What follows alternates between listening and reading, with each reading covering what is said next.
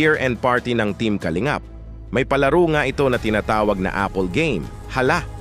Sumali nga ang Jomcar sa laro na ito at intense po talaga ito na laro kung gagawin ito ng babae at lalaki.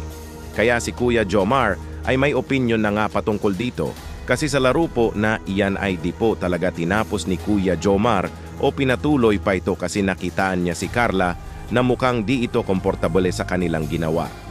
Tapusin niyo po ang video mga kalingap kasi may ipapakita po ako sa inyo na video kung saan nagpaliwanag nga si Papa Jomar.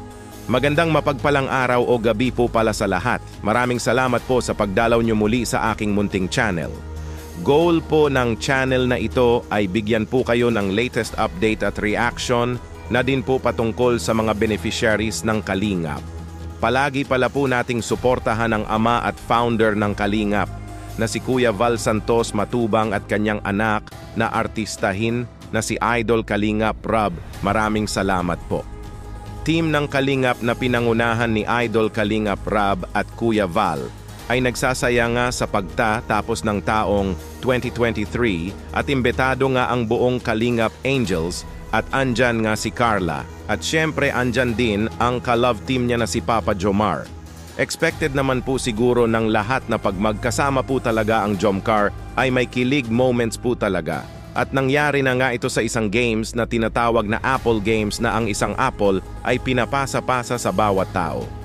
Kung gagawin po talaga ito ng babae at lalaki ay di po talaga ito komportable, especially na sa side ng girl. Kaya nang napansin ni Kuya Jomar kay Carla, ito ay agad po talaga itong hininto ni Papa Jomar at pinasa nga niya ito kay Biancy.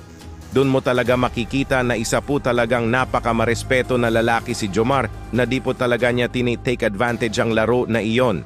Sa laro nga iyon ay samot-sari ang mga opinyon ng mga viewers sa kanilang mga nakita, may negative at positive comments. Di naman po natin hawak ang pag-iisip ng bawat tao at may sarili-sarili po talagang mga opinyon na pinanghahawakan. Pero sa side ni Kuya Jomar ay may paliwanag po siya patungkol dito at ito nga po ito panoorin nyo po mga kalingap. So, I so admired you during the Apple game when you knew na my skin touch ang game.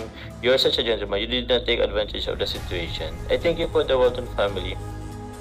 Actually po, yes po, biglaan din po kasi. So yun, and kung nakita nyo naman po, tawag niyan, hindi ko po talaga tinapos po yun with Carla. Hinatak ko na lang si Biancy din talaga. Kasi parang feeling ko din Carla is not comfortable with that situation. So, yun po. And tayo po, may mga kapatid din po tayong babae. That's why. Pero yun po. Nagpaalam naman ako kay Kalinga Prab na palit muna kami ni Beyonce. Saludo po talaga sa iyo, Idol Papa Jomar. Isa ka po talagang marespeto at napakamabait na lalaki. Kahit may camera pa ito ay alam ko po na kahit off-cam ay ganun ka pa rin. Saludo ako sa iyo. Kayo po mga kalingap, ano po masasabi nyo patungkol dito? Ano po ang mga opinion nyo patungkol sa Apple game na nilaro ng Jomcar? Ituloy pa ba ni Kuya Jomar ang laro with Carla?